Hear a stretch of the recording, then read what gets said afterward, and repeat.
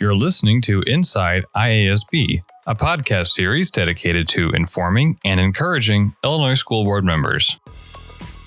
Hello, everybody, and welcome back to the podcast. My name is Isaac Warren. I am the Assistant Director of Digital Communications at the Illinois Association of School Board.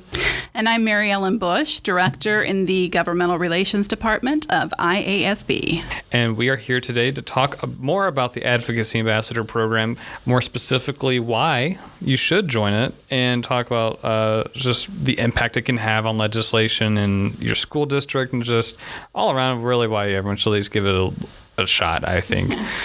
Yeah, so I think that getting involved, you guys are all volunteers and you have jobs and you have kiddos and you have responsibilities outside the house, outside of your job.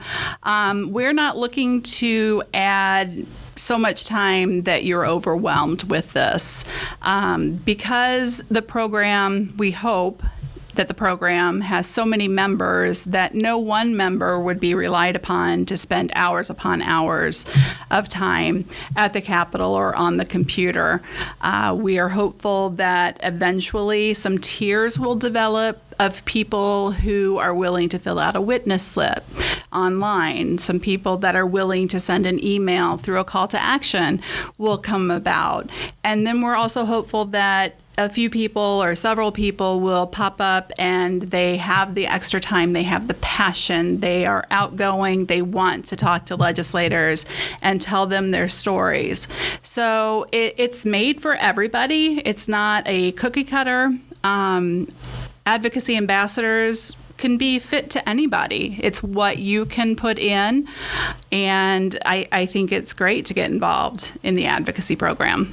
For sure, yeah. And this isn't the same as, for example, delegate assembly, where each board gets, is it one delegate? One delegate. So this is not like how every board gets just one single delegate for delegate assembly. You can have multiple ambassadors on your school board, and really you should. This is about a network of people who are calling or answering this call to action to kind of have be on call on standby for incoming calls to action. Right. And those call to actions are quick. Eventually, we will have the ability to text you those call to actions, and most of us have our phones pretty close by when we're sitting down or walking or doing anything. You should be able to get that text and push a few buttons and you're done. It's still advocacy. It's still making a difference. But we don't need you to put in hours and hours of time. We're just looking for a few minutes here and there. Right. We're not expecting everyone to be an expert in case law or anything like that, or to get in a three-piece suit every Saturday or every meeting and go to the Capitol. This is something that can be done in the comfort of your own home, and you're still making a difference, which is really cool. Right. And, to go back to the putting on the suit and going to a committee meeting, we would love to host some of you and bring you over to the Capitol and watch the process. It may just be sitting in a committee and watching it, seeing how the legislators interact with each other, how other people testify. It's such an education to sit there and watch the actual process. So that may be another learning tool. We're hoping to have some type of a day at the Capitol where we can bring in our advocacy ambassadors and show you what happens so that when you do have a need to come in and testify, it's not as scary. Yeah, and to see the amount of history in that building and to know that you kind of get to be a part of that history, kind of etching your name in the walls of history, so to speak, is really, really interesting. Very cool. Yeah, walk in the footsteps of many, and I've been to a few state capitals in other states, and I high and above think ours is the most beautiful. Yeah, I mean, I'm a little biased because I live in Illinois my whole life, but I think ours is pretty much the best looking in the nation. It's a nice place to spend our time from January to May. I agree, yeah. So thinking more about why people should join, it can be easy to kind of feel overwhelmed maybe with the amount of things that we're asking. I think it's good to mention that this is not expected for every single board member to do. Yeah. There are some of you that you can't put one more thing on your schedule, and we do not expect you to do that. And it may be in a different season of your life that maybe you can at that point. I understand that completely. We don't expect anybody to go outside the realm of their comfort. You know, if you are not somebody that would be comfortable talking to a legislator, you could still send an email, you can still send a witness slip, and that's where everybody has the ability to advocate for your school districts. Some action is better than no action. Right. Absolutely. Right. So in any capacity, you can really serve as an ambassador, and advocacy is always going to be a net positive for your school district and Right. for the state if we're talking about bills. Yeah. Yeah, they just want to know the stories. I can't tell you how many times we hear that from legislators that, you know, they might make a comment that they haven't heard from any, you know, fill in the subject. It might be school board members, it might be teachers, it might be, you know, architects, whatever the bill is. And we don't want the legislators to say that about IASB.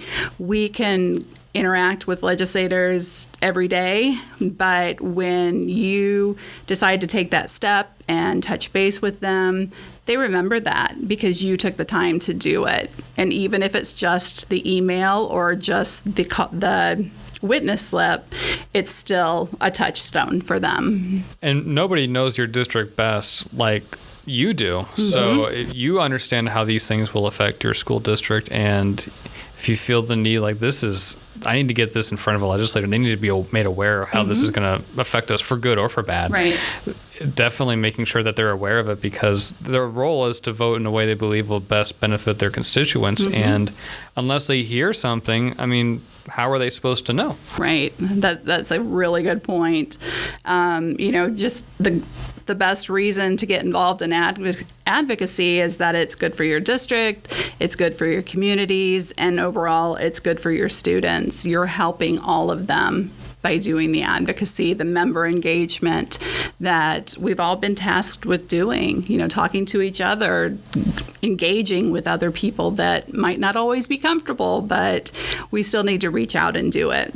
Yeah, and if it, you know, it can be as we said earlier, as simple as a quick email or a text. It can be as involved as standing in front of the legislators and giving like a testimony about how it's going to affect your school district. So there are a lot of really good reasons why not just doing advocacy work in general, but also being an ambassador is very, very something that's very good, something that everyone should consider. Room for everybody, and it doesn't matter what your time ability is. We have a space for you, and we want you. You know, if it's just a matter of learning about advocacy, that's what we're here for as well. The trainings will take place with a podcast like this, and webinars and videos and at-a-glance sheets and the website. We're really trying to educate our members with the points that and the issues that are becoming legislation in Illinois. Plus, who doesn't want to be a part of history? You know, being able to kind of sway the opinion of a bill. You can really write yourself in the history books, so to speak. That's true. I mean, we could go Hamilton, but I don't know if that would work. Yeah. But I don't know that you're going to get a statue on Main Street or Times Square, but I bet the kiddos will appreciate and give you a legacy to live on. Absolutely, yeah. And you maybe get a Netflix special, who knows? But I think that keeping in mind that you're doing this for your community and not just the current one, but the people generations forward in the community. So the things that you say you're for or against will play an impact on how things play out in your own district. And so you can kind of, sometimes you get to see that in real time, and sometimes it takes a little bit, but regardless, this sort of involvement is something that all school board members need to really consider about how legislation is going to affect them personally, their school district, their community. And the idea that most of the advocacy that we're asking you to do, you can do from the comfort of your home, your office. Hopefully soon you will be able to do it from your phone. So it's not involving getting out of the house. It's just putting in a few minutes to make your voice be heard. We all want our voices to be heard. And once enough of us are heard, then we stand a better chance of passing the legislation that works best for school board members and schools in Illinois. Could not agree more. So you set the pace for how involved you want to be and how much action you want to put on yourself. And we always want more and more advocacy ambassadors to join the program and recruit others, especially in your local school board, because the more people, the better. The bigger of a showing we have at the state capitol, the more strong our position statements are going to be. Right. And just as a reminder, in order to sign up to be an advocacy ambassador, just click on the tab on the advocacy tab on our website and click on advocacy ambassador and sign up here. Yep, that's all there is to it. And then, of course, if you have any other questions, you can reach out directly to Mary Ellen or any of the governmental relations staff. If you have questions in general, you can always reach out to the communications department at communications@iasb.com or reach out to us on our contact us form on our website.